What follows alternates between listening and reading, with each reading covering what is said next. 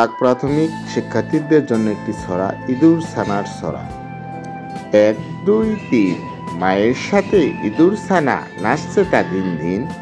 4, 5, 6 বিড়াল এলো, ছুটল সবাই পেয়ে ভীষণ ভয়। 7, 8, 9 একটি ছানা আটকে গেছে, কি হয় কি হয়। 8, 9, 10 ইঁদুর ছানা গেল পালিয়ে, বিড়ালের আফসোস। এই ছড়াটি প্রাক প্রাথমিক শিক্ষার্থীদের জন্য 1, 2, 3, 4, 5, 6, 7, 8, 9, 10 শেখানোর জন্য একটি গুরুত্বপূর্ণ ছড়া।